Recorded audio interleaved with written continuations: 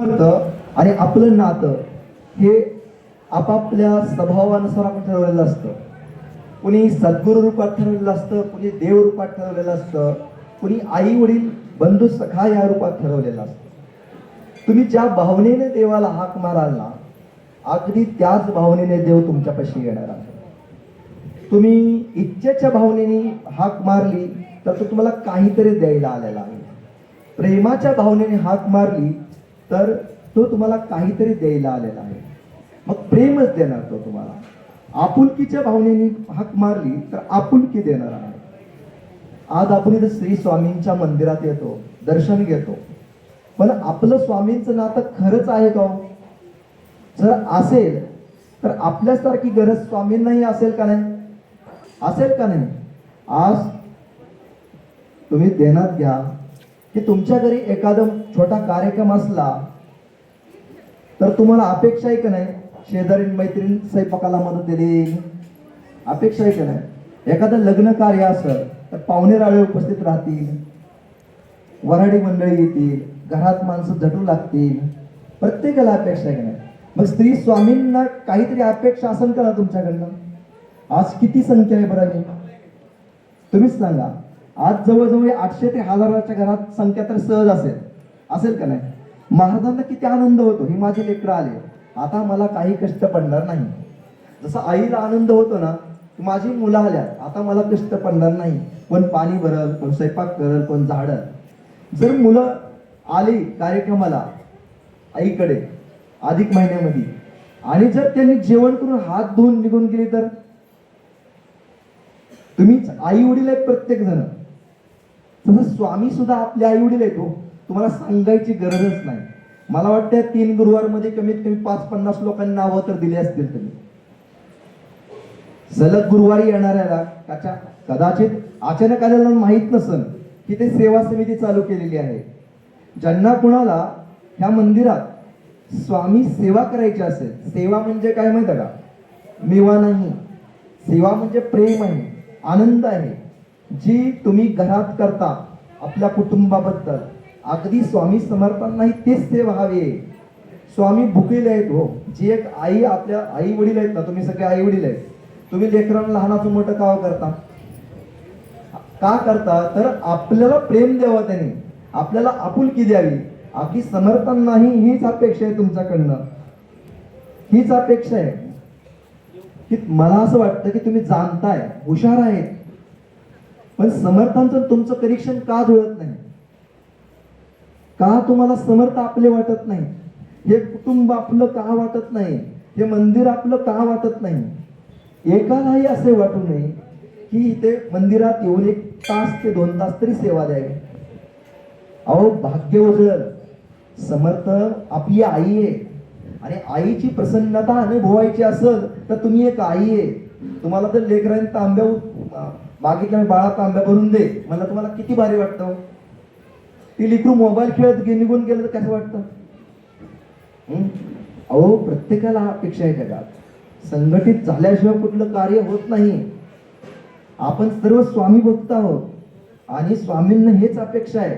जसं लाडूचे कण साखरेच्या पाकात भिजल्यामुळं अखंड लाडू गोड तयार होतो, गोल लाडू तयार होतो. तसंच आपण जर प्रेमाच्या, आनंदाच्या, त्यागाच्या आणि सहयोगाच्या पाकात जर भिजलो असेल, खरंच स्वामी नामामध्ये खरंच रसभरीत असेल, पांडुरंग नावात सहज आपण खरंच रसभरीत असेल तर आपल्यात एक सहयोगाची भावना निर्माण होईल आणि आपल्या मंदिरात कामगार लावायची गरज पडणार नाही. आज जगात एकमेव मंदिर आहे, ते म्हणजे शेगावचं. तुम्ही आवर्जून शेगाव मंदिरात जाऊन या. 3-3 वर्ष नंबर लागत नाहीत तिथं. का असं नातं असं देवाचं आपलं की आपण देवाच्या मंदिरात एक झाडू मारू वाटत नाही आपल्याला? असं काय असं स्वामी आपल्यामध्ये की दुरावा आहे? स्वामी आणि आपल्यामध्ये प्रेम का निर्माण होत नाही? का आपल्याला इच्छा होत नाही की आपण मंदिरात येऊन स्वामींची एक अर्धा तास तरी सेवा करावी, महिन्यातनं एखाद्या गुरुवारी करावी? अहो सेवेसारखं महत् पुण्य नाहीये. ज्यात नाही मेवा तीच असे सेवा, हे लक्षात ठेवा. प्रत्येक कर्म तुमची सेवा होईल जर तुम्ही निरपेक्ष भावनेने कर्म कराल.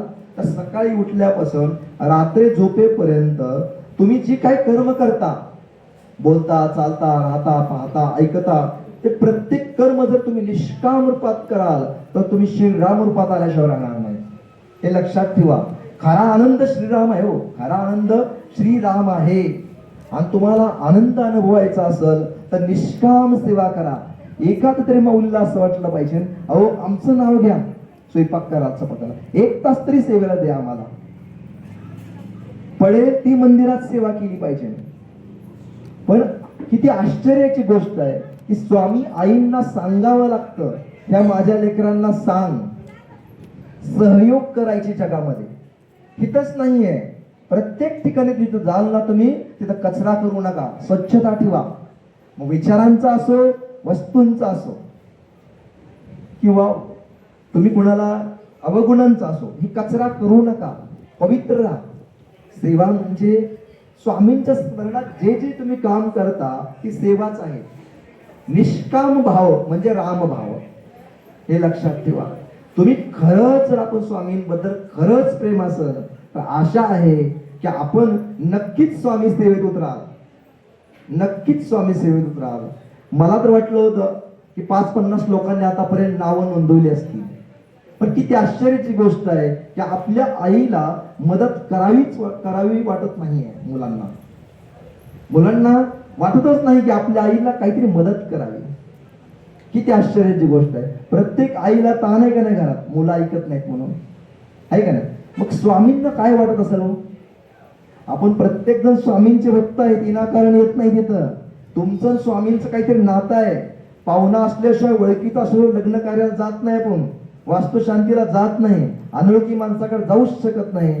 तुमची आणि स्वामींची कुठेतरी नक्कीच ओळख आहे. पण ओळखीमध्ये काय अंतर आहे माहिती आहे का?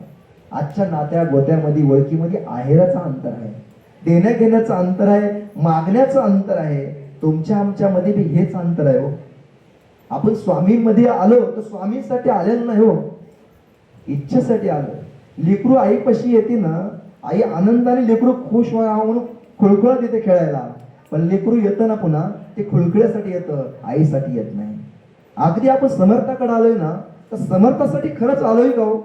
तुम्ही अंतःकरणापासून ओळखा की तुम्ही तुमच्या जीवनाचे शिल्पकार आहेत. तुम्हाला देवाचा देव महादेव सुद्धा मदत करणार नाही जोपर्यंत तुम्ही स्वतःला मदत करणार नाही. देवाचा देव महादेव सुद्धा तुमचं कल्याण करणार नाही की जोपर्यंत तुम्ही तुमचं कल्याण करणार नाही. तुमचं कल्याण तुमच्या विचारात आहे, तुमच्या आचारात आहे, तुमच्या वाणीत आहे. खरी स्वामींची पूजा म्हणजे पवित्र आचरण, पवित्र वाणी आणि पवित्र विचार. हे पवित्र विचार बाजारात कुठेही विकत मिळत नाहीत बरं का. ते जीवन धर्तीवरच पिकवले जातात. ते पिकवता आले पाहिजे. त्यासाठी सद्गुरूला शरण घ्यायला पाहिजे. आणि स्वामी समर्थ सद्गुरूंना जो शरण जातो ना, तो रितात कधीच नसतो बरं का.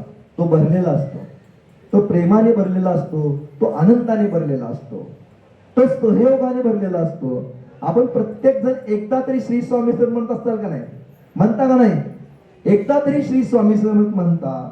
मग स्वामींना किती आनंद होतो की माझी मुलं माझी आठवण काढतात. आईला फार आनंद होतो. पण आई थकलेली आहे आणि तिला जर एक पाण्यात तांब्या उचलून नाही दिला तर काय? तुम्ही आई वडील आहेत, तुमच्या मुलांकडनं अपेक्षा करता का नाही?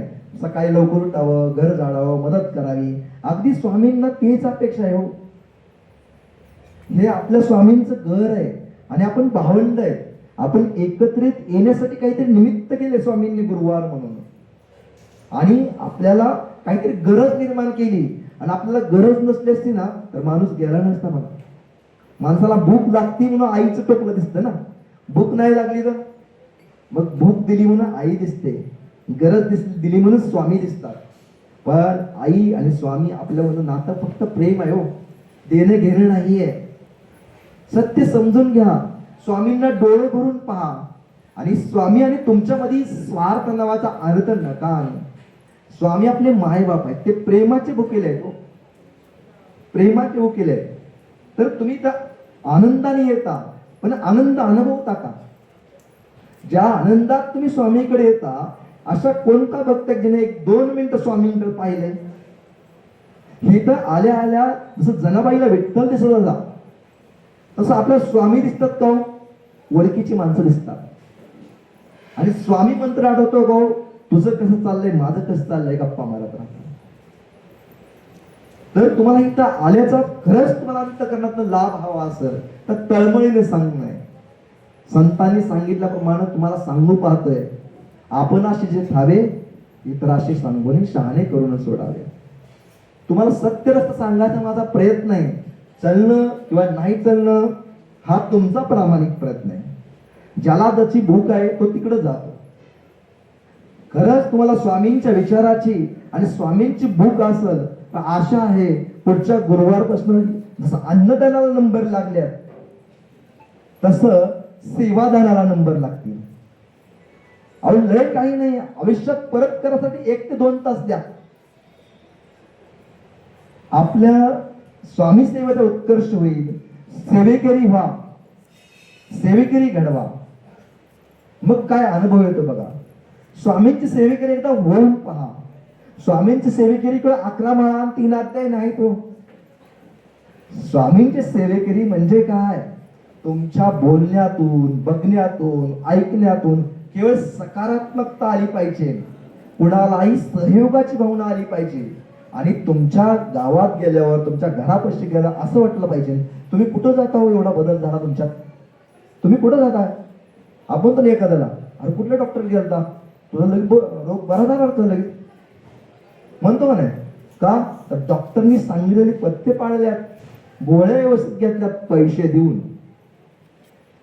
देऊन आपण बरं होतो की ते महाराजांच्या दारात सहयोग देऊन बरं व्हायचं. मग विचार करा, सहयोग कुणाकडे नाहीये. पैसा ठीक आहे, कुणाकडे असतो नसतो, पैशाचा आणि देवाचा संबंधच येत नाही. ती लंगोटीवर राहतात, त्यांना काय तुमच्या पैशाची गरज आहे. त्यांना फक्त प्रेम हवं आहे हो तुमचं. तळमळीचं सांगणं, आयुष्य असं वाया घालवू नका. स्वामींच्या स्मरणात राहा. हाती काम मुखी नाम. जेवढं तुम्हाला सकारात्मकतेने कर्म करता येईल तेवढा संसाराचा बेडा पार होईल. जशी एखादा गुंतलेला असा दोरा ती कसा आच्यात काढतो न तोडता आपण, तसंच अगदी आपलं गुंतलेलं जीवन अज्जात मोकळं करा. ही फक्त स्वामी नामाने आणि स्वामी कर्माने होणार आहे. स्वामींचं नामस्मरण तर सगळेच करतात, फक्त नाम करता, स्मरण करत नाही. जर स्मरण असेल तर चुकणारच नाही. जर स्मरण असेल तर चुकणारच नाही. फक्त नाम होतं. नाम बी का होतं, 11 पाट्या टाकल्या, पगार द्या. मग घरातला मालकाचं पोर कसं ओळखायचं, कामगार कसा ओळखायचा. दोघंही काम करतात. मालकाचं पोर कसं ओळखायचं आणि कामगार कसं ओळखायचं तुम्हाला माहिती आहे, सांगायची गरज नाही. की कामगार येताना 8चं घड्याळ बघणार, संध्याकाळी 8चं घड्याळ बघणार आणि 1 तारखेला हात पुढं करणार. आणि पोरग कामगार यायच्या अगोदर दुकान उघडणार, लावणार, कामगार गेल्यावर लावणार, हिशोब करणार आणि पप्पा धरा म्हणणार. आणि तो असं म्हणणार नाही की माझी पगार द्या. आता आपण स्वामींचे कामगार का स्वामींची मुलं. तुम्ही चिंतन करा. जर तुम्हाला स्वामींचा अनुभव घ्यायचा असेल, मालक पगार तर दोघांनाही देणार आहे, मुलालाही देणार आहे आणि ह्याला पण देणार आहे. पण तात्पर्य जर तुम्हाला स्वामींचं मूळ गुण अनुभवायचं असेल तर स्वामींच्या तुमच्यामध्ये केवळ प्रेमाचा व्यवहार करा. ही तर तुम्ही आलाव ना, फार मोठी कृपा आहे तुमच्या स्वामींची. कारण तेवढे 2 तास तुम्ही जगाच्या विकारी कर्मातनं वाचलेले आहेत. 2 तास तुम्ही या भवतापातून वाचलेले आहेत. गाणगापूरचं भूत वेशीवरच आहे, पण दत्तासमोर आहे पण भूत नाही. विषयाचं भूत का तुम्हाला झपाटत नाही माहिती का, आता तुम्ही दत्तांच्या सानिध्यात आहेत, पण ते वेशीच्या बाहेर गेलं का नाही, लगेच कोण असतो. कर्माचं भूत मागं लागल्याशिवाय राहणार नाही. आणि कर्माच्या भूत जर मागं सौम्यतेने माघार पाठवायचा असेल, त्याला नामस्मरणाचा उतार आहे, सहयोगाचा उतार आहे. जर नामस्मरणच नसल आणि सहयोगाची भावना नसल तर जीवन कसं आहे तुम्हाला माहिती आहे. अहो त्या प्राण्याला सुद्धा कळतं भाकरी दिल्यानंतर मालकाशी कसं राहावं, पण मनुष्याला आज सहयोगाची भावना राहिलेली नाहीये. आणि त्याच्यामुळं आपल्याला आत्मयोग होत नाहीये. आत्मयोग न व्हायचं कारण की आपलं सहयोग शुद्ध भावनेशिवाय करू शकत नाही. आणि शुद्ध भावनेशिवाय आत्मसाक्षात्काराचा योग येत नाही. आणि आत्मसाक्षात्काराचा योग आल्याशिवाय परमात्मा दर्शन होणं शक्य नाही. म्हणून तळमळीने सांगणं आहे की श्री स्वामी समर्थांचे सेवक आहात आपण. आशा आहे प्रत्येक क्षण सेवेत घालवा. मग सेवा म्हणजे काय? तुम्हाला दिलेलं जीवन ही सेवाच आहे. फक्त स्वामींच्या स्मरणात करा आणि रोज सकाळी उठल्या उठल्या स्वामींना आभार माना की आजचा दिवस दाखवला देवा. रात्री झोपताना हेच आभार माना की आजचा दिवस खूप तुझ्या कृपेने चांगला झालाय देवा. उद्याचा दिवस बघितला तर तुझ्याच कारणी लागावा ही प्रार्थना करून विश्रांती घ्या. ज्याच्या संगती राम आहे ना त्याला सदैव विश्राम आहे. आणि ज्याच्या संगती राम नाही ना त्याचं जीवन आराम आहे. शांती नाही त्या जीवनात. जर भाजीत मीठ नसेल आणि दुधात साखर नसेल तर जीवनाचा अनुभव कसा येणार? तसं अगदी आयुष्यात जर राम नसेल, प्रामाणिकपणा नसेल, सत्यता नसेल, ईश्वराचं स्मरण नसेल तर काही उपयोग जीवनात. स्वतःचे साक्षीदार आहेत बरं का तुम्ही. देव तुम्हाला शोधत येणार नाही, हुडकत बसत देवाला काही कामधंदा नाही का? तुमच्या अंतर्मनात त्यांनी बीज लावून ठेवले सीसी कॅमेरा. तुम्ही रोज संध्याकाळी बघा, तुमचं मन तुम्हाला प्रामाणिकपणे सांगते तुम्ही काय कर्म केले आणि तेच तुमच्या आयुष्यात उगवणार आहे. इथं किती येऊन स्वामी स्वामी केलं तर उगवणार नाही. कारण बाहुबळे आकडे एरवी नाकडे, जे भावनेचं बीज तुम्ही जीवनात करणार आहेत ना तेच उगवणार आहेत. वर भांगी स्वामी सेवेत सदरा घातला तर उपयोग नाही. अंतरंगी स्वामीच्या सेवेत सदरा घाला. अनुभव घ्या स्वामी नामाचा. स्वामी म्हणतात विश्रांती येते बरं का, पण त्याच्यात त्या अनुभवाची गोष्ट असते. आपल्या आईला बघताच थकवा निघून जातो का नाही? प्रत्येकाला आपल्या आईला बघताच थकवा निघून जातो. आणि तुम्ही आई वडील आहेत, तुम्हाला मुलाला बघताच ऊर भरून येतं का नाही? अगदी स्वामींनाही तसंच आहे हो. तुम्ही उपयोगी पडा नका पडो. आई वडील असेच असतात येडे. मुलगा कसा का राहीना, व्यसनी राहू, कसा राहू, काय राहू, तरी खिशातनं काढून 10 रुपये मुलाला देणार. अहो तुम्ही सेवा करा नका करू, स्वामी तुमच्यावर कृपा करणारच आहे तो. पण दूर दैव याचा अर्थ काय माहिती आहे का? आपला आनंदापासून आपण दूर राहतो का? तर आई वडील असून आपण आई वडिलाचा अनुभव घेऊ शकत नाही. नातेसंबंध असून आपण नातेसंबंधाचा अनुभव घेऊ शकत नाही. कधी व्यसनी असेल तर. व्यसनी माणसाला, मग ते व्यसन स्वार्थाचा असो, व्यसन अन्य पदार्थाचा असो, व्यसन भांडणाचा असो, व्यसन